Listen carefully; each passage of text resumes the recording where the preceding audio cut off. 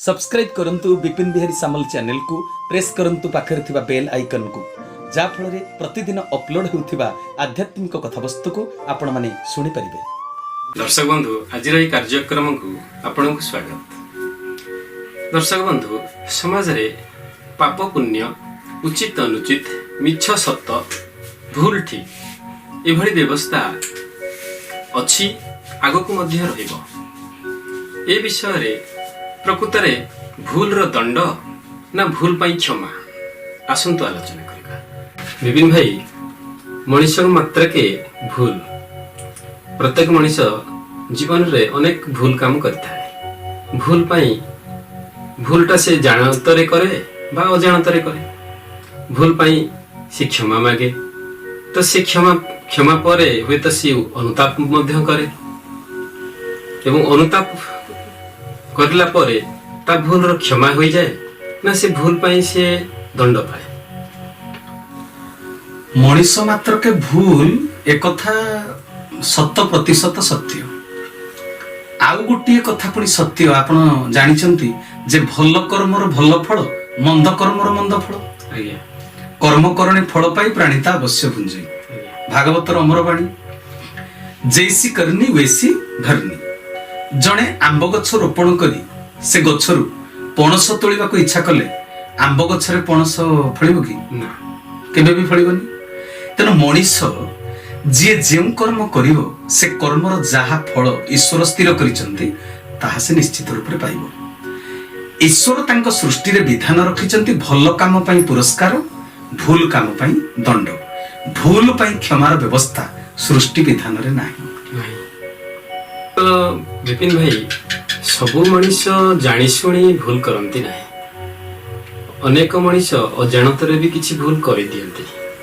अजाणतरे भूल करिथिबा जगु क्षमा मागंती तो सेथि पई कोन क्षमा नाही।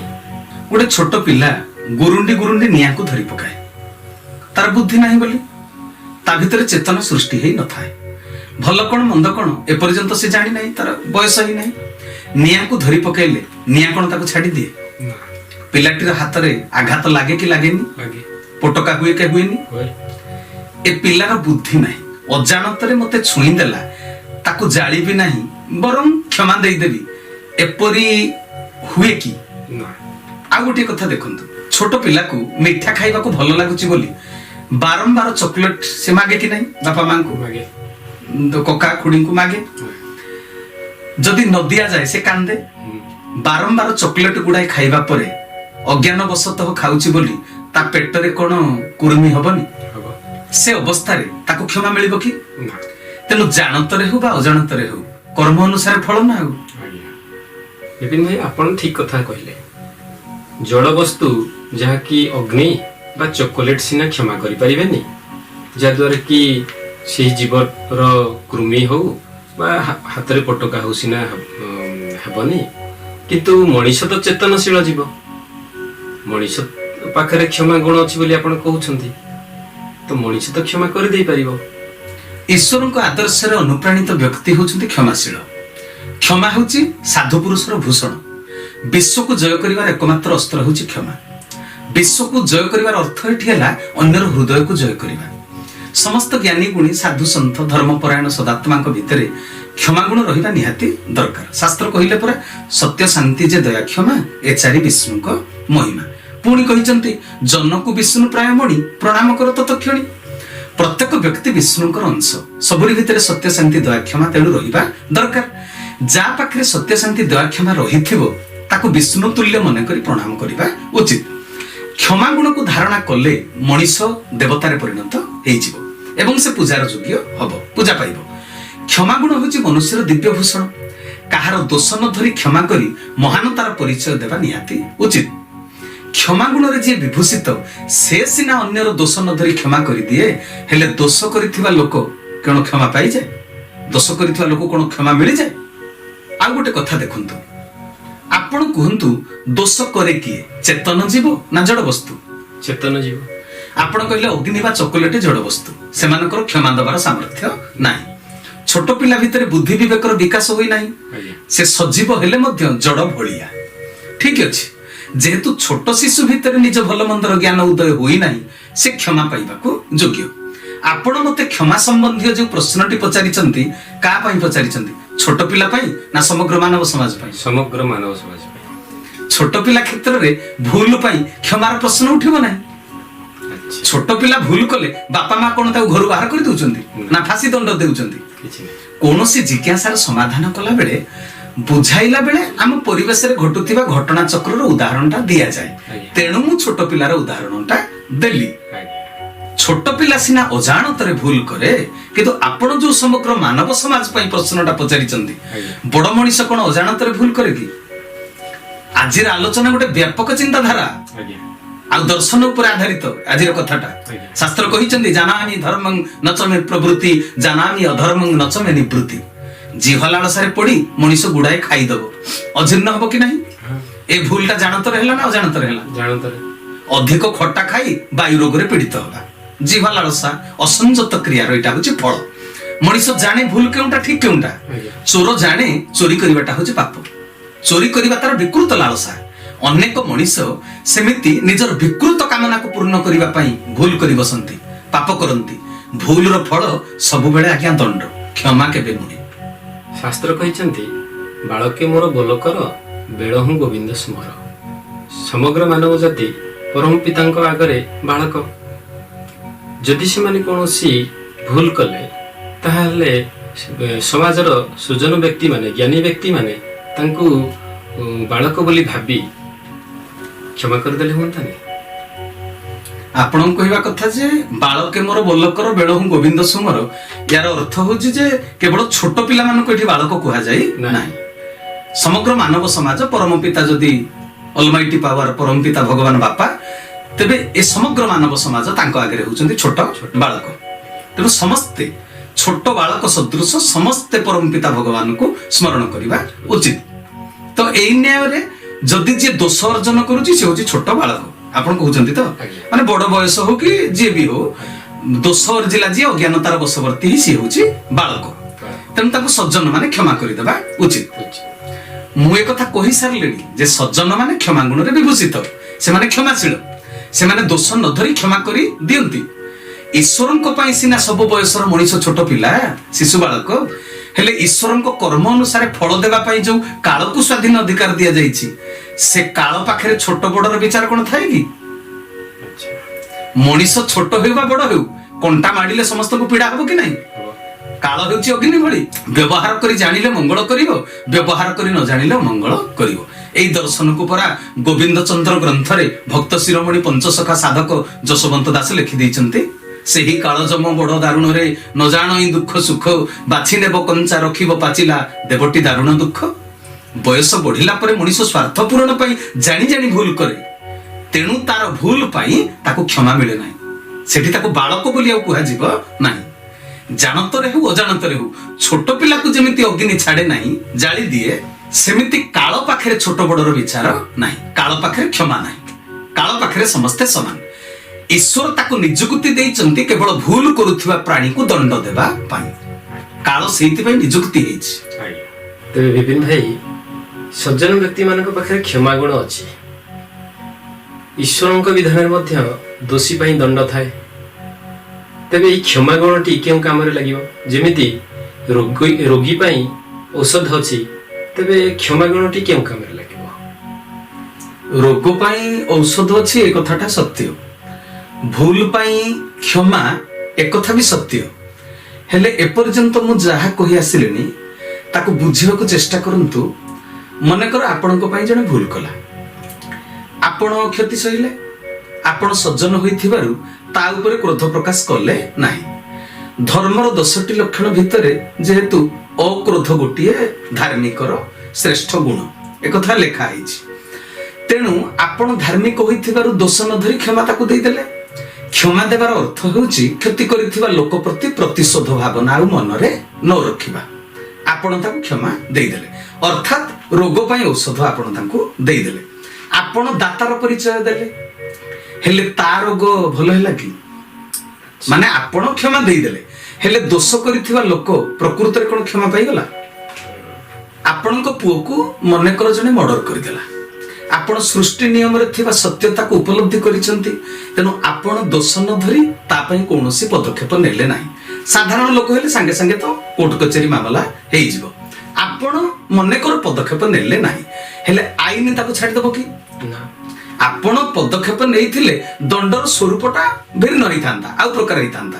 ଆପଣ ପଦକ୍ଷେପ ନ ନେଲେ ମଧ୍ୟ ସେ ଦଣ୍ଡ ପାଇବ। ନିଶ୍ଚୟ। ଭୁଲ ପାଇଁ କେମିତି କ୍ଷମା ମିଳେ ନାହିଁ ତାର ଗୋଟିଏ ସାଧାରଣ ଉଦାହରଣ ଦେଉଛି, ଶୁଣନ୍ତୁ। ଜଣେ ଛାତ୍ର ବିଦ୍ୟାଳୟକୁ ପାଠ ପଢିବା ପାଇଁ ଯାଉଛନ୍ତି। ତାର ଭଲ ବ୍ୟବହାର, ଭଲ ପାଠ ପଢା ପାଇଁ ସବୁ ଶିକ୍ଷକ ତାକୁ ଭଲ ପାଆନ୍ତି। ମେଟ୍ରିକ ପରୀକ୍ଷାରେ ତାଠାରୁ ଗୋଟେ ଭଲ ରେଜଲ୍ଟ ସମସ୍ତେ ଆଶା କରନ୍ତି, ଗୁରୁ ଗୁରୁଜନ, ସ୍କୁଲର ସାର୍ ସମସ୍ତେ। ପରୀକ୍ଷା ପାଖେଇ ଆସିଲା ବେଳକୁ ପାଠ ନ ପଢି ଖେଳରେ ମନ ଦେଲା। ଭଲ ରେଜଲ୍ଟ କଲେ ମଧ୍ୟ ଶିକ୍ଷକ ମାନଙ୍କର ଆଶାନୁରୂପ ରେଜଲ୍ଟ ସେ କରିପାରିଲା ନାହିଁ।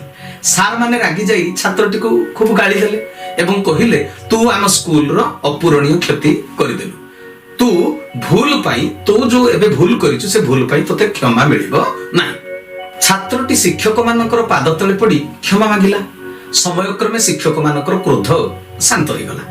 ଛାତ୍ରକୁ କହିଲେ, ହଉ ଯା, ତୋତେ କ୍ଷମା କରିଦେଲୁ। ଶିକ୍ଷକ ମାନେ ସିନା କ୍ଷମା କରିଦେଲେ, ହେଲେ ଛାତ୍ର କ୍ଷମା ପାଇଲା କି? ପ୍ରତ୍ୟେକଟି କ୍ରିୟାର ଗୋଟେ ପ୍ରତିକ୍ରିୟା ଥାଏ, ପ୍ରତ୍ୟେକଟି କାର୍ଯ୍ୟର ଗୋଟେ ଫଳାଫଳ ଥାଏ। ଭଲ ପାଠ ନ ପଢିବାର ଫଳାଫଳ ହେଲା ଫେଲ।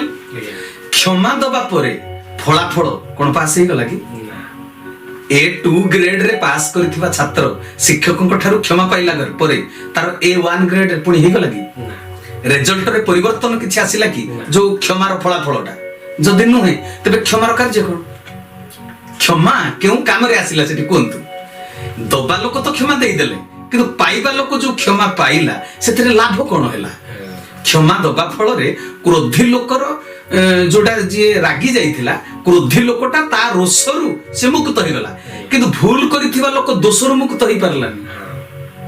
କ୍ଷମା ଦେବା ଗୋଟିଏ ସତ୍କର୍ମ, ସତ୍କର୍ମର ସତ୍ ଫଳ, ଅସତ୍ କର୍ମର ଅସତ୍ ଫଳ। କ୍ଷମା ଦେଲି ବୋଲି କହିବାଟା ବାଣୀ ଦ୍ଵାରା କର୍ମ, ଏଟା ହଉଛି ସ୍ଥୂଳ କର୍ମ। ଅନ୍ତର ଭିତରେ ପ୍ରତିଶୋଧ ଭାବନା ନ ରଖିବା, ଏହା ସୂକ୍ଷ୍ମ ସ୍ତରୀୟ କର୍ମ, ମନର କର୍ମ। ରୋଷ ନ କରିବା ବ୍ୟକ୍ତି ବା ସଜନ ବ୍ୟକ୍ତି ତୁଣ୍ଡରେ କଥା କହି କ୍ଷମା ଦେଇଦେଲେ ଏବଂ ମୁଣ୍ଡରେ ପ୍ରତିଶୋଧ ଭାବନା ମଧ୍ୟ ରଖିଲେ ନାହିଁ। କ୍ଷମା ଗୁଣର ଉପକାରିତା ଇଏ ସୂକ୍ଷ୍ମ ସ୍ଥୂଳ ଦୁଇ କ୍ଷେତ୍ରରେ ଆଚରଣ କଲେ। କିଏ? ଯିଏ କ୍ଷମା ଦେଇଦେଲେ। କିନ୍ତୁ ଦୋଷ କରି ଯିଏ କ୍ଷମା ମାଗିଲା, ସେ ସ୍ଥୂଳରେ କ୍ଷମା ସିନା ପାଇଲା, ସୂକ୍ଷ୍ମ ସ୍ତରରେ କ୍ଷମା ପାଇଲା କି? ସଂସାରରେ ଯିଏ ଭୁଲ କରି ଅନ୍ୟର କ୍ଷତି ସାଧନ କରୁଛି ସେ ଦୋଷୀ। କା ପାଖରେ ଦୋଷୀ? ମଣିଷ ପାଖରେ ନା ଈଶ୍ୱରଙ୍କ ପାଖରେ? ଈଶ୍ୱରଙ୍କ ପାଖରେ। କ୍ଷମା ମାଗିଲେ ଯଦି କ୍ଷମା ମିଳି ଯାଉଥାନ୍ତା, ତେବେ ତ ମଣିଷ ସବୁବେଳେ ଭୁଲ କରି କ୍ଷମା ମାଗି ଦିଅନ୍ତା, ଦୋଷମୁକ୍ତ ହେଇଯାନ୍ତା। ମହାପୁରୁଷ ମାନେ ସତ୍ଗୁଣରେ ବିଭୂଷିତ ହୋଇ ଭଲ ମଣିଷ ହେବାକୁ ଯୋଉ ଉପଦେଶ ଦେଇଛନ୍ତି, ତାର ମୂଲ୍ୟ କଣ ରହିଥାନ୍ତା? ଯଦି ଦୋଷ କଲେ କ୍ଷମା ମିଳି ଯାଉଥାନ୍ତା, ତେବେ ଭଲ ମଣିଷ ହବାର ଆଉ ଲାଭ କଣ ରହିଲା? ବାରମ୍ବାର ଭୁଲ କରି ବାରମ୍ବାର କ୍ଷମା ମାଗିଦେଲେ, ଭୁଲ କରୁଥିବା ବ୍ୟକ୍ତିକୁ ଯଦି କ୍ଷମା ମିଳିଯାଆନ୍ତା, ତେବେ ତ ସୃଷ୍ଟିର ନିୟମରେ ବ୍ୟତିକ୍ରମ ହେଇଯାନ୍ତା। ଯତ୍କର୍ମ ତତ୍ଫଳ, ଏ ବିଧାନ ଭାଙ୍ଗିଯିବନି। ଦୋଷ କରିଥିବା ଲୋକ ସୂକ୍ଷ୍ମ ସ୍ତରରେ କ୍ଷମା ପାଏ ନାହିଁ। ଯେ କହିଦେଲେ ଯେ କ୍ଷମା ତତେ କରିଦେଲି, ଇଏ ରୋଷରୁ ମୁକ୍ତ ହେଇଗଲେ, କିନ୍ତୁ ସିଏ ଦୋଷରୁ ମୁକ୍ତ ହେଇପାରିଲେ ନାହିଁ। ଦଣ୍ଡ ବିଧାନ ଯଦି ନଥାନ୍ତା, ଖାଲି କ୍ଷମାର ବିଧାନ ଥାନ୍ତା, ତାହେଲେ ତ ସୃଷ୍ଟି ବିପର୍ଯ୍ୟସ୍ତ ହେଇଯାନ୍ତା। ନିଶ୍ଚୟ। ଆଉ ଗୋଟେ ଉଦାହରଣ ଦେଉଛି।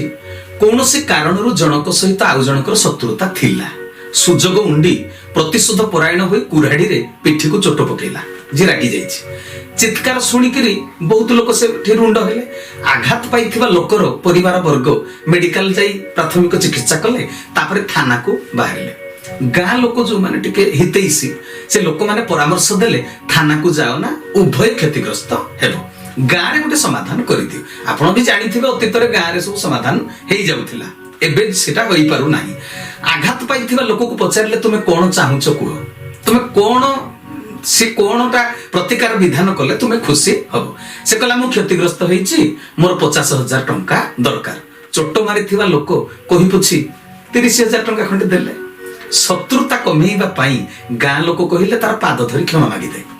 50,000 ଟଙ୍କା ପାଇଥିବା ଲୋକ ହଁ କ୍ଷମା ଦେଲି ବୋଲି ତୁଣ୍ଡରେ କହିଦେଲା, ଏ ଭିତରେ ପାଦ ଧରି ପକେଇଲା। ତଥାପି ଦୋଷ କରିଥିବା ଲୋକଟି ସୂକ୍ଷ୍ମ ସ୍ତରରେ କ୍ଷମା ପାଇଲା କି? ଆପଣ କୁହନ୍ତୁ। ଏ ସୃଷ୍ଟିଟା ହଉଛି ଈଶ୍ୱରଙ୍କର। ସୃଷ୍ଟି ବଗିଚାର ମାଳି ହଉଛନ୍ତି ଈଶ୍ୱର। आमे माने गोटिए गोटिए तांकर फूल बगीचार फूल आमे जेते मानव अछंती बगीचार गोटिए फूल को दलिम कची नष्ट करि देले का पाखरे दोषी हेलो फूल पाखरे ना माली पाखरे ईश्वरଙ୍କ ପାଖରେ ईश्वर होचंदी माली जे तार कठोर परिश्रम बल रे बगीचा तैयारी करिछि दोष अर्जिला व्यक्ति ता पाखरे फूल को जेतेबेले नष्ट करि देला तेनु ये सृष्टि रे जे दोष अर्जन करी अकल्याणकर कार्य करूछि से दोषी होछि ईश्वरଙ୍କ पाखरे व्यक्ति को क्षमा मागिले ईश्वरଙ୍କ ठारू केमिति क्षमा पाइबो ईश्वर जदि क्षमा देबे व्यक्ति क्षमा पाई पारे हेले ईश्वर तो काल को नियुक्त करिसंती कर्म अनुसार जीव को से फल भोग करइबो कालर दंड देवा कार्य रे ईश्वर केबे भी हस्तक्षेप करंती नाही ईश्वर जेहेतु जीवर कर्म रे हस्तक्षेप करंती नाही तेणु से होचंती क्षमानुकंपाधर कारण जीवर कर्म रे से हस्तक्षेप करंती नाही तू जाहा करिबो काल ठारू सेही अनुसार दंड पाइबो क्षमा गुण रे से विभूषित किए परमात्मा से काहाकू दंड दियंती नाही दंड दिए काल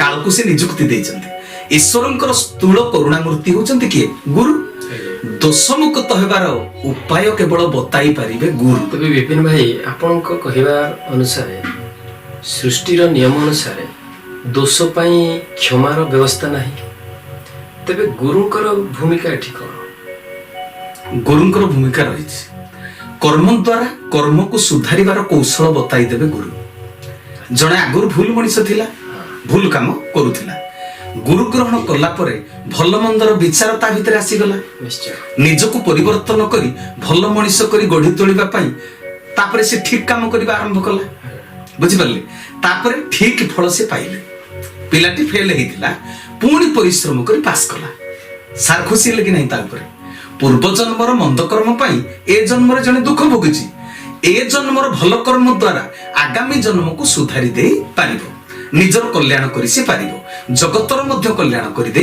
पारिबो भूल कर्म पई क्षमा मिले नहीं सत्य हेले गुरु ज्ञान आहरण करी सत्यर परिचय जेते बेले व्यक्ति पाई जीवो शिष्य दुख पाउथिबा बेले अबाट को आउ जीवो नाही सत मार्ग रे बाट चलिबार प्रेरणा से मिलिबो भगवान को भी से दोष दब नाही तितिक्षा भावता भितर आसी जीवो मंद कर्मर फल भोग होई सारिबा परे क्षमा मागिबा दरकार पड़े नाही निजे आपे आपे क्षमार पात्र होई जाए आ जने जेतले गुरु ज्ञानर अधिकारी हेइ जीवो गुरु ताको ज्ञान देई देबे से कोन करिवो भूलटा सिना करि देला क्षमा देला लोक क्षमाटी दे देला ये किंतु क्षमा पाइला नाही किंतु ये गुरु ज्ञान जेते बेले पाई जीवो परवर्ती अवस्था रे आउ भूल करिवो नाही एटा गुरुंकर भूमिका सेठी रहिछि ये प्रेरणा पाई जीवो जे मु ये ज्ञान पाई जीवो जे अनुतापदाता भितर आसी जीवो जे पूर्वरु जहा करितिली भूल करितिली एबे ठारु आउ भूल करिबे नाही तबे गुरुंकर भूमिका नाही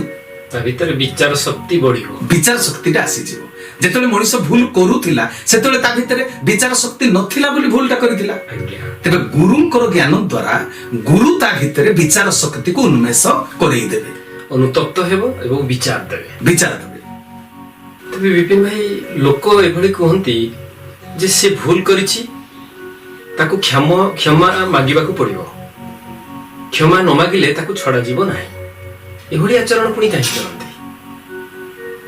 से माने क्षमा संपर्कित दर्शन को जानि नथांती बोली अच्छा शास्त्र कहिले दंडिबा शक्ति जार थाई से पुनी क्षमा आचरई भगवान का हाथ रे दंडिबा शक्ति अछि मात्र से दंड न दे क्षमा आचरण करंती दंड दिए कि काल ईश्वरंकर गुण आदर्श हैला काहार दोष न धरिबा ईश्वरंकर आदर्श रे जार जीवन परिचालित से काहार दोष धरंती नाही सज्जन माने क्षमा मागिबा पूर्वरु क्षमा देई दियंती साधारण वर्गर स्वार्थन्वेषी मनीष क्रोधर शिकार होई क्षमा मागिबा को बाध्य करंती जे दोष करि नाही जे दोष करि निजर दोष को स्वीकार करे नाही ए दुई प्रकार लोकंकर क्षमा मागिबा मध्य क्षमा मागिला भली कथा नुहे परिस्थिति को एडेई देबा पई केवल क्षमाटा मागी दियंती दुर्जन लोक माने दोष करी मध्य दोष को स्वीकार करंती नाही ताको दोष को से स्वीकार करंती नाही दोष को दर्शाई देले मध्य आहुरी रागी जाई हत ज्ञान होई जानती प्रतिशोध परायण होई जानती सत्य को धारण करिबा